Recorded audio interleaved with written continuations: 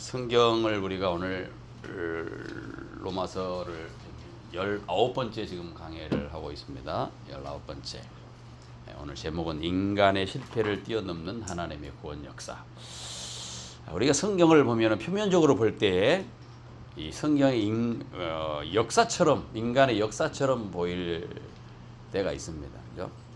그런데 사실은 이 성경의 전체를 가만히 보면은 인간의 역사가 아니라 하나님의 역사, 하나님의 역사, 구속의 역사, 이렇게 말할 수 있습니다. 하나님의 이야기, 그의 이야기. 그래서 히스토리 이렇게 얘기하잖아요. 히스토리, 그의 이야기, 하나님의 이야기, 하나님의 구속 역사, 이렇게 생각할 수 있습니다. 우리가 성경을 읽을 때 흔히 인간이 어떻게 믿었는가, 어떻게 하나님께 잘 순종하고 있는가, 어떻게 하나님을 잘 믿지? 이렇게 성경을 그런 생각을 가지고 우리가 가끔 성경을 대하곤 하는데, 그렇지만 사도 바울은, 로마서를 쓴 이 사도 바울은 로마서 전체를 통해서, 우리가 오늘 11장의 말씀까지 봅니다만, 전체를 통해서 주고자 하는 메시지는 뭐냐? 우리 인간의 시선을 가지고 우리 자신에게 시선을 돌려서 내가 얼마나 열심히 하고 있는가, 내가 얼마나 도덕적인가, 내가 얼마나 행위로 의로운가, 여기에서 돌이켜서 어디에 눈을 둬라? 하나님이 얼마나 나를 향해서 열심을 가지고 계시는가, 하나님이 나를 위해서 무엇을 하셨는가, 하나님으로 눈을 이렇게 돌리도록 계속해서 권면을 하고 있는 것입니다. 로마서 우리가 지지난 시간에 로마서 9장에 대해서 우리 봤죠. 하나님의 전적인 주권이 있다. 하나님의 선택이 하심이 있다. 하나님은 긍휼히 여길 자를 긍휼히 여기고, 그렇죠? 그렇게 스스로 결정하는 주권자다. 긍휼히 여길 자를 긍휼히 여기시고 완악하게 할 자를 완악하게 하고. 그래서 예를 들어서 바로 같은 왕도 완악하게 하시고, 하나님 그렇게 쓰셨지 않느냐. 그래서 구원은 인간이 원하는, 내가 이렇게 원해서 자원함으로, 내가 노력함으로, 내가 다름질하는 것으로 되어지는 것이 아니라 하나님의 주권, 하나님의 자비, 하나님의 전적인 은혜 가운데 이루어진다는 사실을 9장에서 이렇게 보여주었습니다. 그래서 예를 들어서 토기장이의 권한에 대해서 비유로 설명을 했습니다. 진흙 한 덩이를 가지고 귀 있을 것과 천이 있을 그릇을 만드는 것, 누구에게 달려있다?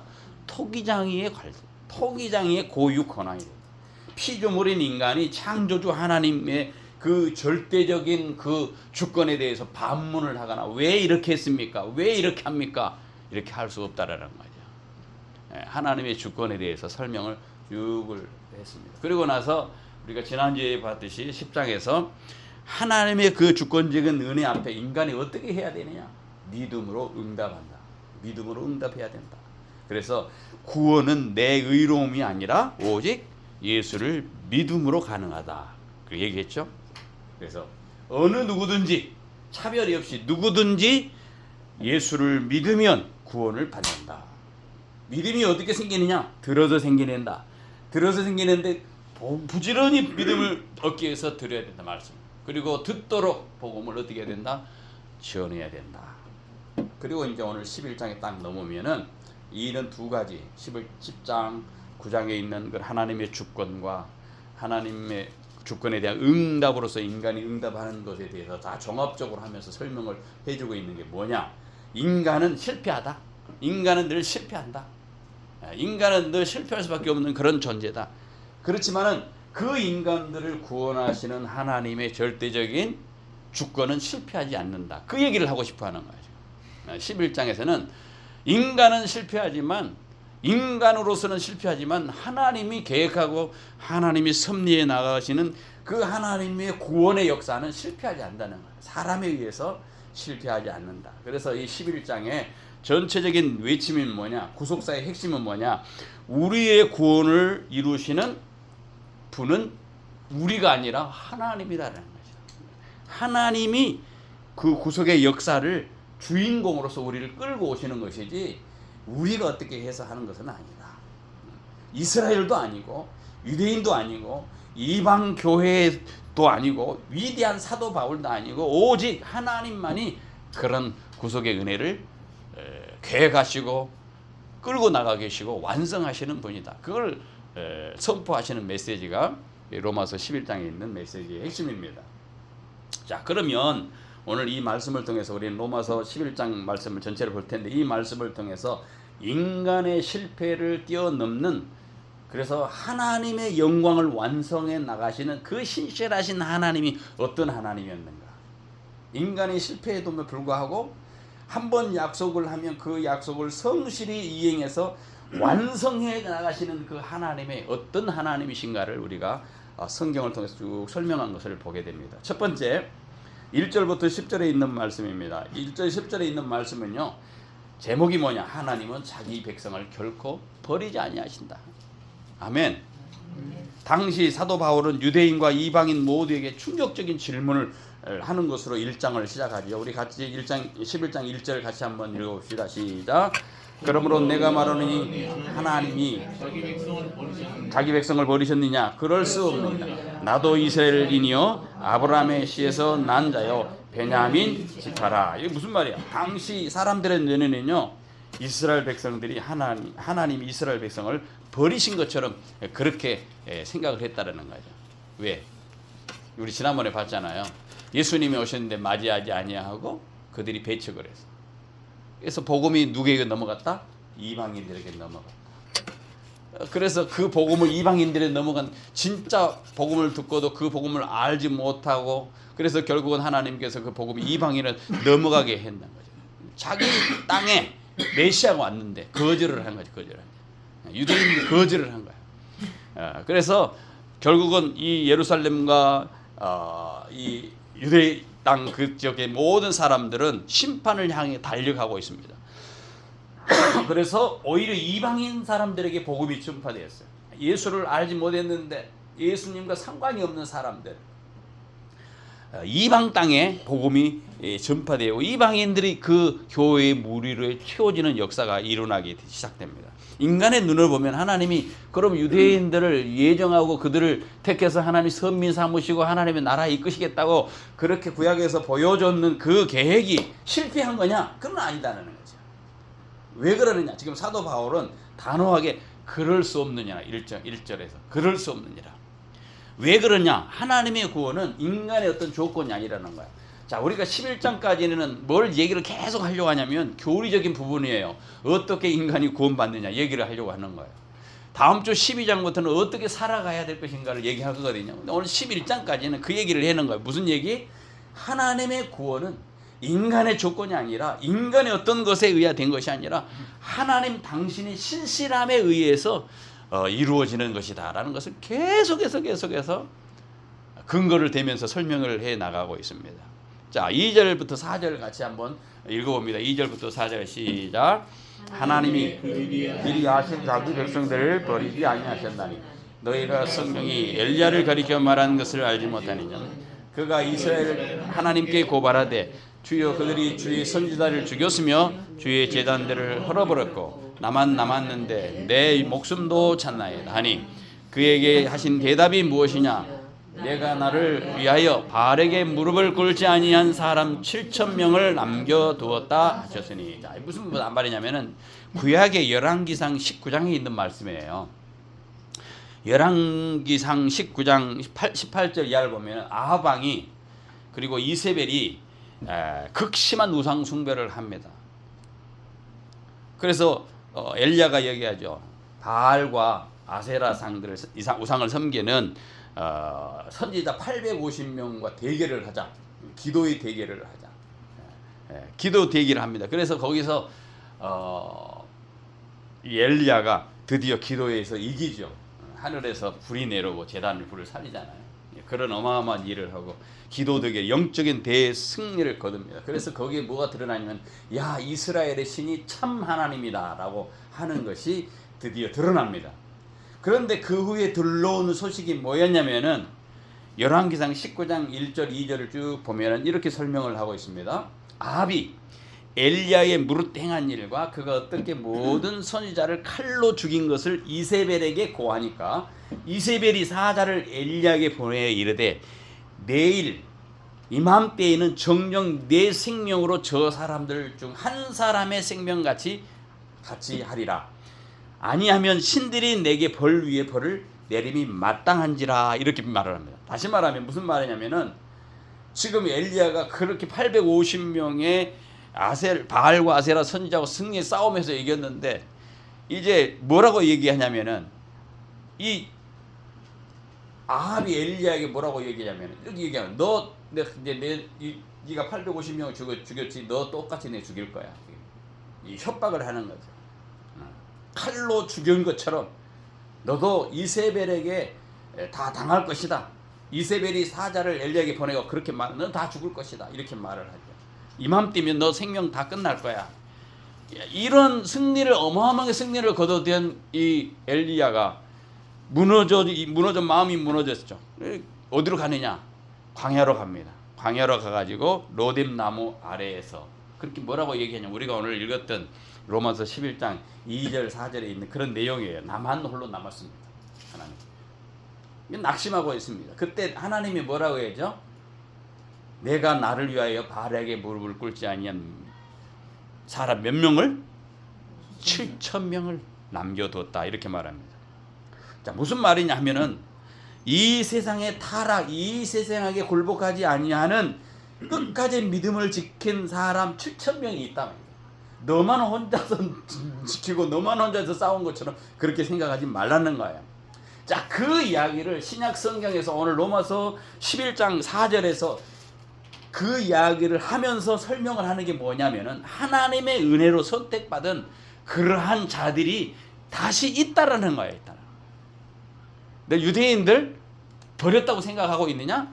그렇지 않다. 하나님이 그들 중에서도 하나님의 은혜로 선택받은 자들이 있다. 엘리야의 눈에 보이는 암담한 현실이 전부라고 생각하는 그 현실이 전부가 아니라 하나님은 내가 그들에게 7,000명 남겨놨어. 이렇게 하는 것처럼 지금 이방인들만 다 예수를 믿는 것 같고 유대인들은 선민들은 택한 백성들은 예루살렘에서 다 심판을 받는 어떤 절망적인 상황에 놓여 있는 것처럼 그렇게 생각하는데 그렇지 않다라는 거야. 엘리야가 그렇게 나만 홀로 남았습니다. 거기에 주님이 아니야. 내가 나를 섬기는 7,000명 바알에게 무릎 꿇지 아니한 7,000명의 사람이 남아 있어라고 하시는 그 이야기는 구속사에서 엄청난 큰 비밀이라는 거야. 우리는 생각할 때 저 이스라엘은 다 끝난 겁니다. 이제 우리만 구원받습니다. 아니라는 거예요. 엘리야가 믿음을 지킨 것이 아니라 엘리야가 남겨둔 것이 아니라 하나님이 당신의 이름을 위하여 언약의 백성들을 남겨놨다. 이게 7천. 예. 그래서 이제 5절 6절에 그렇게 말씀합니다. 우리 5절 6절을 같이 한번 읽어봅니다. 5절 6절 시작. 그런즉 이와 같이 지금도 은혜로 택함을 따라 남은 자가 있느니라. 만일 은혜로 된 것이면 행위로 말미암지 않음이니 그렇지 않으면 은혜가 은혜되지 못하느니라. 무슨 말이냐면은 이런 얘기예요. 우리가 교회를 지키는 것이 아니라 하나님이 교회를 지킨다. 하나님이 당신의 뜻을 이루기 위해서 당신의 일을 하는 것이지 우리가 하는 거 아니라는 거예요. 똑같은 얘기예요. 우리의 믿음 또한 하나님을 악착같이 우리가 하나님이 악착같이 붙드는 것이 아니라 결국은 뭐냐? 하나님이 우리를 붙들고 있다라는 거예요. 그래서 결국 구원 역사는 구속사는 계속 누누이 강조하고 있는 이 구원의 역사는 언제나 하나님이 보이지 않는 손이 나를 붙들고 있다라고 하는 것을 계속 강조하고 있는 겁니다. 그 얘기가 1절에서 4절까지 쭉 사용되는 말씀이 전체 그런 내용들이에요. 그리고 인간이 실패되었으면 끝난 것인가? 그러나 하나님은 그 실패조차도 끝난 것이 아니라 하나님의 구원의 도구로 사용한다는 이야기가 1절부터 24절까지 쭉 나오고 있습니다. 거기 보면 우리는 하나님의 깊고 오묘한 그 구원의 역사에 대해서 잘 알지를 못합니다.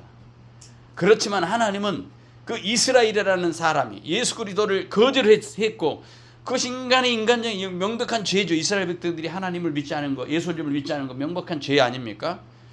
그래서 실패로 돌아간 것처럼 보입니다. 그러나 하나님께서 그 죄를 패배로 여기지 아니었다라는 거예요. 이스라엘이 예수 그리스도를 영접을 안 하고 그래서 끝났다 그렇게 말하지 않는다는 거예요. 하나님은 어떻게 얘기하냐면은 11절 같이 한번 읽어봐요. 로마서 11장 11절에 같이 한번 읽어봅니다. 시작. 내가 말하노니 그들이 넘어지기까지 실족하였느냐? 그럴 수 없느니라. 그들이 넘어짐으로 구원이 이방인에게 이르러 이스라엘로 신나게 해. 자, 이스라엘이 넘어졌다. 이스라엘이 끝났다. 이제 우리는 이방인이 복음이 돼 우리가 복음을 듣고 이스라엘은 끝났다 생각하지 말라는 거예요. 왜 그러느냐? 오히려 그들이 넘어지는 것을 십족하는 것을 통해서 구원이 어디게 나갔어? 이방인으로 가서 이방인들이 예수를 믿어. 그러니까 유대인들이 식이 나게 만든다는 거예요. 다시 저들이 그렇게 된단 말이야 하고 오히려 하나님은 그런 마음을 일으키겠다라는 거예요. 저들로 하여금.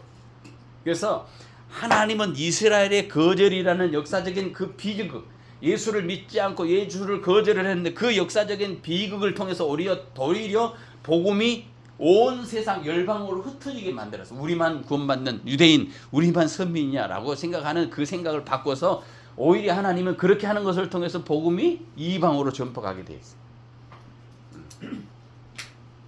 그리고 이런 것을 생각하면 이렇게 생각할 수 있어요. 하나 예를 들면은 우리는 몰라. 예수 그리스도의 그 십자가의 사건을 우리가 한번 생각해 보잖아요.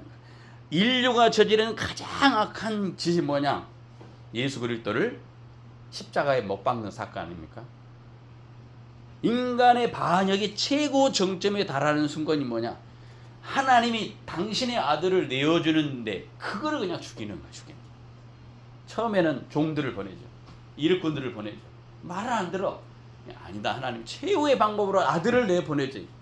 근데 그 아들을 저거 유업으로 이을 그런 아들 아니냐 하고 그냥 예수 그리스도 십자가에 못 박아 죽습니다. 그러나 하나님은 그 인류 최대의 악과 실패를 어떻게 사용하느냐? 오히려 그 십자가를 통해서 구원을 이루는 복음으로 사용했다라는 거예요. 십자가의 사건을 통해서 오히려 인간의 죄를 사하고 인간을 구원하는 복음으로 사용했다라. 한면으로 보면은 예수를 십자가에 두고 인간이 아주 나쁜 짓을 했다 그렇게 생각하잖아요, 그죠? 근데 다른 면으로 보면은 그렇게 하는 것을 통해서 하나님께서 새로운 구원을 얻게 하는 방법을 예수를 통해서 제시를 해버린 거예요. 인간은 나쁘게 십자가에서 거절을 하고 예수를 죽였는데 하나님은 그것을 이용해서 그들을 구원할 수 있는 길을 열어줬다는 거. 이해가 되죠? 똑같이 그건 뭐하고 똑같냐면은 여러분이 창세기 50장 20절 이하에 보면은 요셉이라는 사람 있잖아요. 요셉. 야곱의 아들이죠. 요셉이 뭐라고 얘기하냐면 창세기 50장 20절에 당신들이 나를 해하려고 했지만은 하나님이 그것을 선으로 바뀌어서 오늘날 같이 많은 백성의 생명을 구원하게 하심이었습니다. 이렇게 고백합니다. 자, 요셉의 형들은 요셉을 미움 털 박은 놈처럼 없애려고 해. 막 구덩이에 던지지 않습니까? 사자에 밟나 대든지 죽이려고 하는 그런 작전을 세웠는데 결국은 어떻게 돼요? 요셉이 애굽으로 가잖아요, 그죠? 가가지고 어떻게 됩니까? 총리 대신이 돼서 자기 가족을 다 불러들이지 않습니까? 그 역할을 했다는 거예요. 당신들이 나를 버려서 그렇게 했지만 하나님은 그것을 선으로 바뀌어서 오히려 내가 먼저 가가지고 그런 지형을 당해서 우리 가정을 많은 사람을 구원하는 도구로 썼습니다. 똑같은 그런 역할을 하는 거죠. 우리 인생도 마찬가지라는 거예요. 우리 인생을 적용을 해보면 이 말씀을 우리 인생들에게 적용을 해보자는 거예요. 내 삶이 무너지고 내 삶이 실패했다고 생각하는 바로 그 순간 나는 아무것도 할 수 없어. 이제 끝이에요. 땅바닥에 떨어진 것 같고 완전 주저앉아 있고 아무런 소망이 없는 것 같아요. 그때 하나님은 내 배후에 내 삶의 배후에서 뭐를 하시느냐? 나를 이끌어갈 다음의 구원장을 쓰고 가고 계시다는 거죠. 나를 향한 어떤 계획을 가지고 계시고 그것을 이끌어 가고 계시다는 것을 우리가 알 수가 있다는 거예요. 하나님의 구원 역사가 그렇다는 거예요. 그리고 나서 이제 세 번째로 생각해야 할 것이 7절부터 24절에 쭉 나온 얘기 뭐냐면은 우리는 오직 은혜의 접붙임을 당한 그런 자들이다라는 것을 여기서 설명을 합니다. 이방인들, 바울은 이방인 신자들이 교만을 경고하기 위해서 야, 니네들이 이방인들이 구원받은 거 너희는 교만하게 할 필요 없어. 교만할 필요 없다. 뭐가 똑같냐면은 감람나무에 뭐 같다? 접붙임을 당한 것 같다라는 거예요.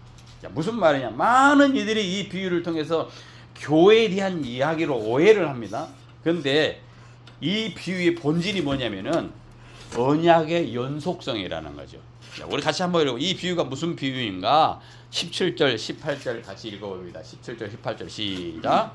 또한 가지 얼마가 네, 돌감람나무인 내가 그들 중에 접붙임이 되어 참 감람나무의 뿌리에 진액을 함께 받은 자가 되었은지 그 가지들을 향하여 자랑하지 말라 자랑할지라도 내가 뿌리를 보존하는 것이 아니요 뿌리가 너를 보존하니. 자, 무슨 말이냐? 지금 아까 이스라엘과 이방인에 대한 얘기를 했죠.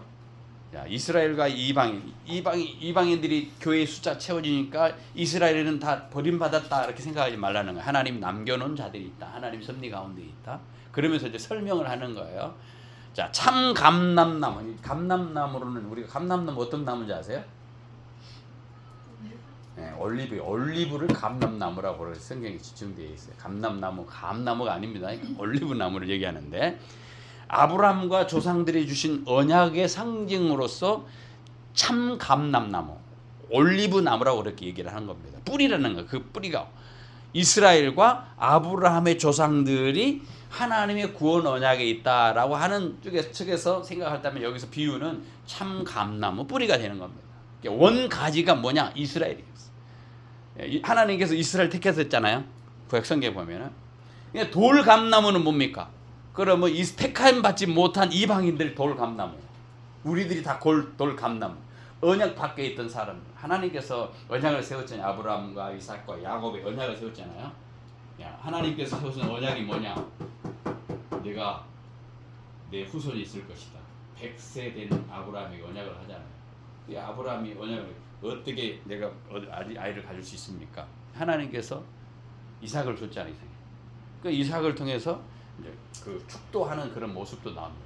야곱과 에서, 그렇죠? 그것도 언약의 후손이 쭉 이렇게 후손을 쭉 전개해 나가면서 우리가 성경에 마태복음 아브라함과 다윗의 자손 예수 그리스도에서 그 언약의 후손을 쭉 언급을 하고 있는 거예요.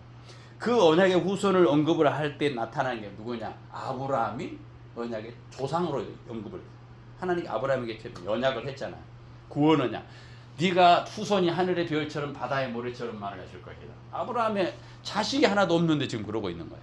그 언약을 하면서 나중에 그 언약의 갈라디아서 보면은 그 언약의 후손 중에 누가 나와요? 예수 그리스도가 나와요. 여럿을 가리켜서 말한 것이 아니라 하나를 가리켜서 그분이 바로 누구냐? 예수 그리스도. 하나님께서 언약한 이 백성들, 이스라엘에게 백성 주었던 그 언약이 이방인들에게 나가서 많은 사람들이 예수를 믿고 지금 우리가 다 언약 밖에 있던 사람들이 예수를 믿게 되었다라는 거예요. 그게 뭐냐? 돌감나무들이라는 돌감. 참 감나무 있고 돌감나무 있습니다. 참 감나무의 가지였던 이스라엘이 꺾였어. 그리고 버림받은 것처럼 되었어. 그래서 야, 이스라엘은 꺾였고 우리가 구원받았어. 우리가 좋다. 이게 교만할 일이 아니라는 거야. 본래 가지하고 아무런 상관은 없던 돌감람나무가인 우리가 참 감람나무의 접붙임을 당해서 언약에 들어와 있는 우리가 됐다라는 거예요. 그래서 돌감람나무 자체로는 열매를 맺을 수가 없는 거야. 우리가 어떻게 돼요? 우리가 돌감나무이기 때문에 열매를 맺을 수 없는데 참 감나무에 우리가 어떻게 공급을 받아요? 뿌리에 접붙임을 당해서. 그래서 돌감나무인 우리가 참 감나무의 접붙임을 당해서 그 언약의 진액으로 말미암아 우리가 어떻게 됐다? 하나님의 은혜를 입은 자들이 되었다. 그 얘기를 하려고 하는 거야. 그러므로 교회와 성도는 세상 앞에서 유대인들 앞에서 자랑할 것이 없다. 우리는 자랑할 것이 아니죠. 우리가 옳았기 때문에 우리가 잘났기 때문에 은혜가 베풀어진 것이 아니라 우리는 돌감나무였는데 참 감나무에 접붙임을 당해서 얻은 은혜를 받은 사람들이 우리의 모습이라. 그러니까 진짜 구속사의 은혜는 내가 늘 감사할 수밖에 없어. 그런 사람이죠. 나는 언약 밖에 조선이었어. 그래서 성경에 이제 너희는 언약에 대해서 외인이었고, 그렇죠? 언약의 밖에 자손이었던 이제 예수 그리스도로 말미암아 그 언약의 자손이 되었고, 우리가 히브리서를 보면은 다 나오잖아. 그 로마서를 읽으면 또 그런 말씀이 나오잖아.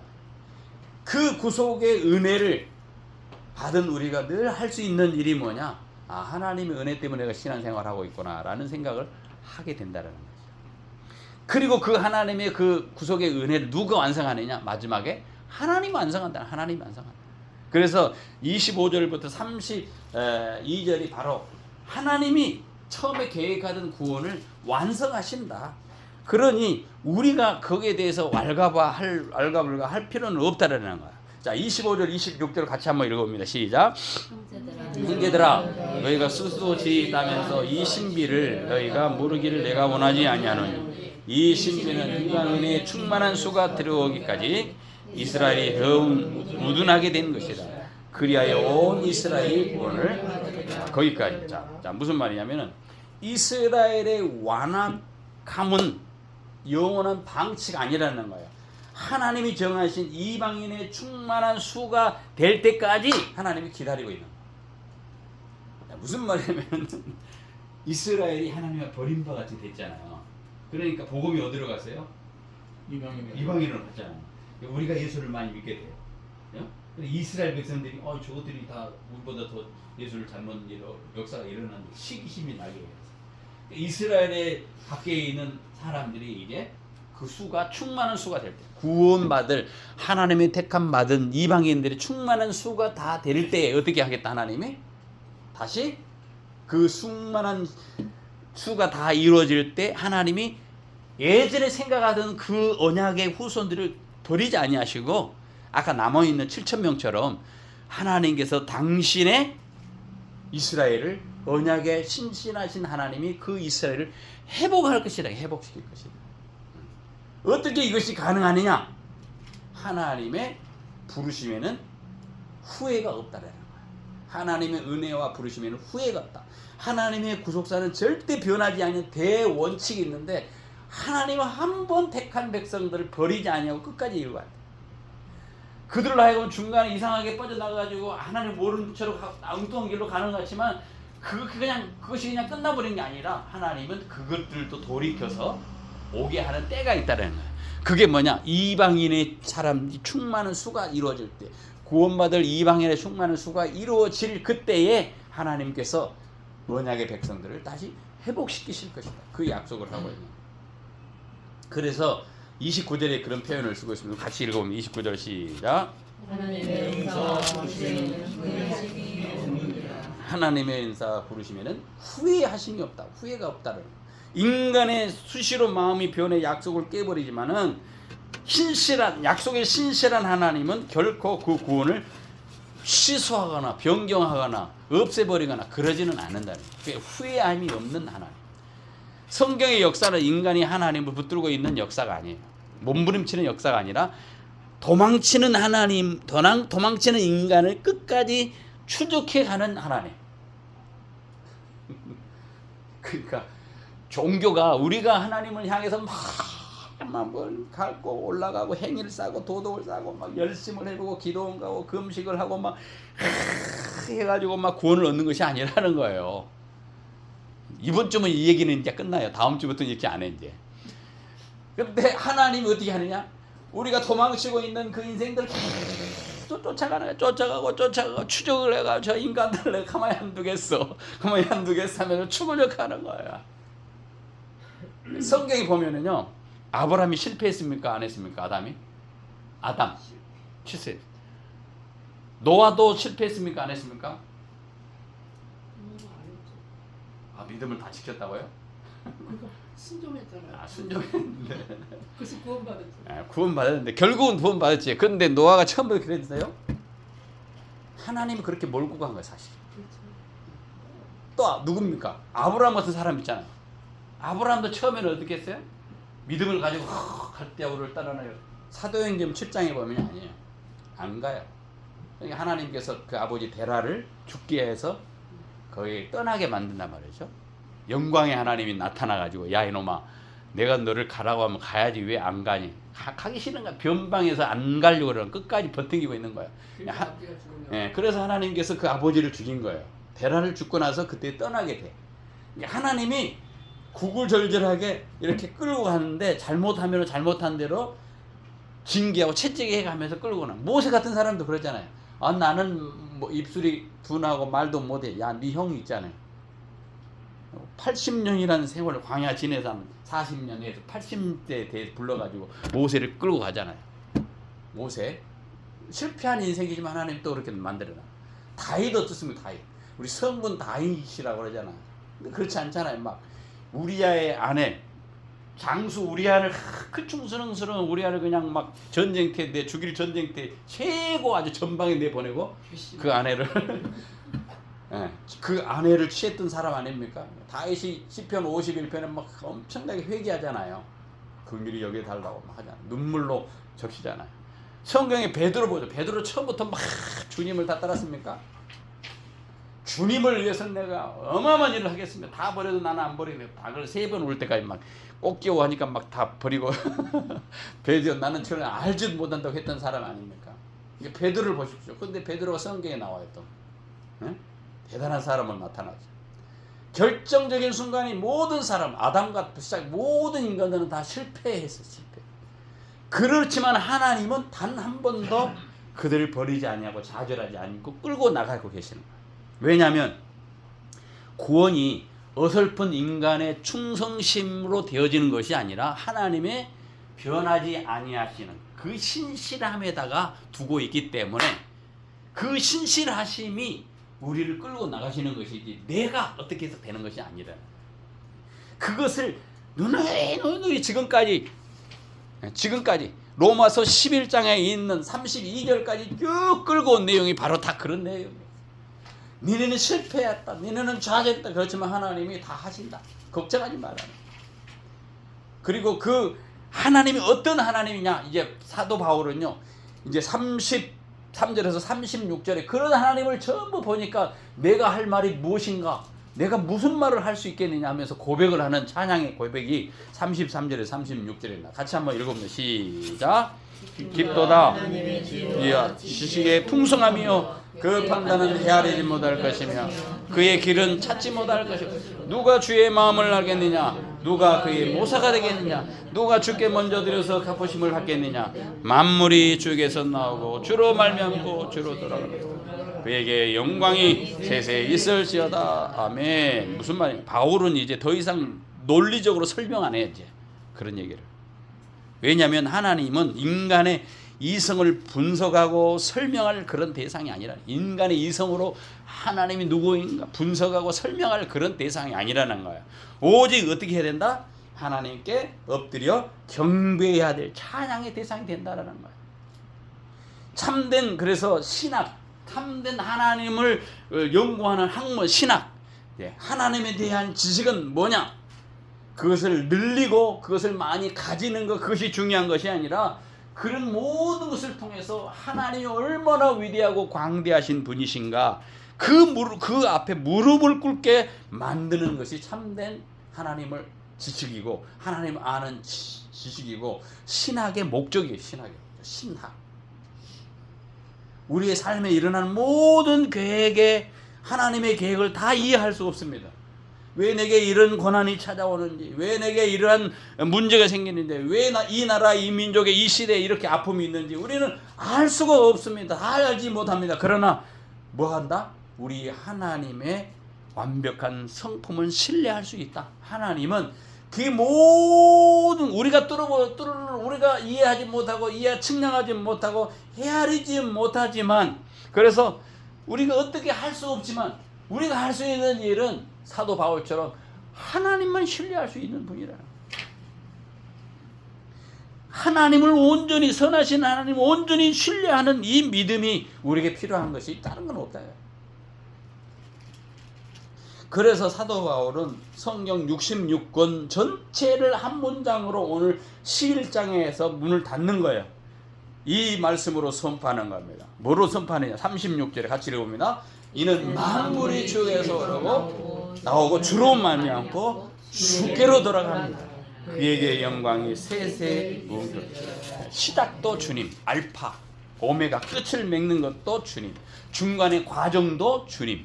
하나님이 시작하고 하나님이 과정을 이끌고 하나님이 종결을 짓겠다. 그래서 성경에 요한계시록 예수님을 보는 알파와 오메가, 처음과 끝이라.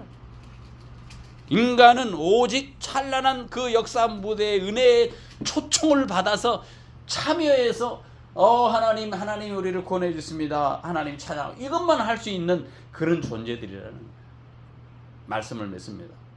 로마서 11장은요, 오늘 우리에게 구원의 중심이 사람에 있는 것이 아니라 누구에게 있다?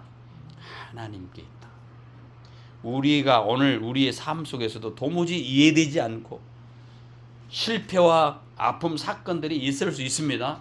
간절히 기도해도 응답이 없을 것 같고 내 믿음마저 바닥을 드러내는 그런 무기력함을 빠질 때가 그렇게 있을 수도 있습니다. 그러나 낙심하지 말아야 될 일은 하나님의 구속사는 지금도 쉬지 않고 지금도 찬란하게 그 구원의 역사는 이 절망에 있는 우리에게, 눈에 보이는 것이 끝이라고 생각하는 우리에게 그 절망의 자리에서 하나님의 그 구원의 역사는 계속해서 찬란하게 계속 흘러가고 있다라는 거예요.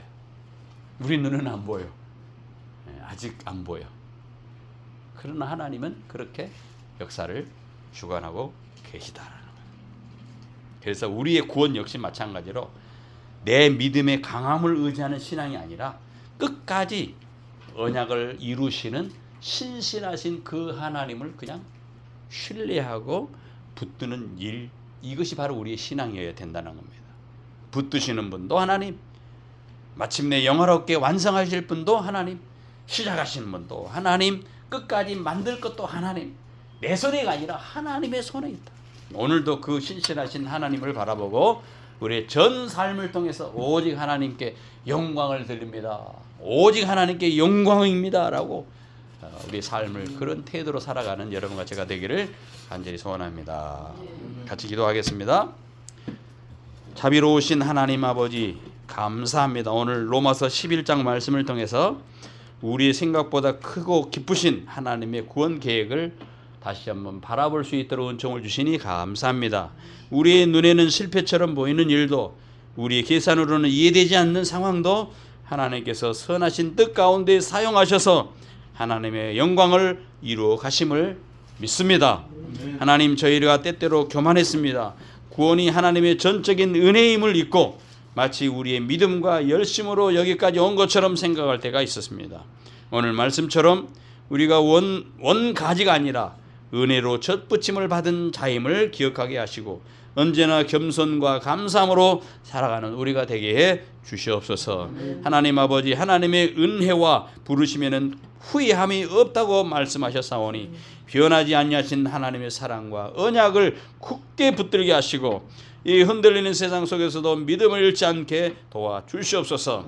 우리의 연약함보다 크신 하나님의 신실함을 의지하며 끝까지 믿음의 길을 걷게 하여 주시옵소서. 우리 교회 공동체를 위해서 기도합니다.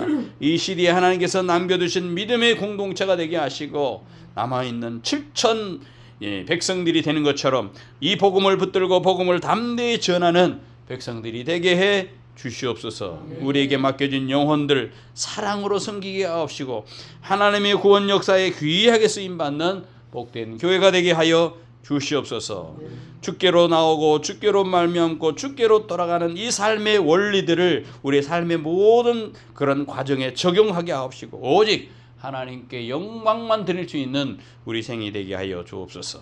우리를 붙드시고 이끌어 주신 우리 주님을 찬양하며 우리 구주 예수 그리스도 이름으로 기도하옵나이다. 아멘.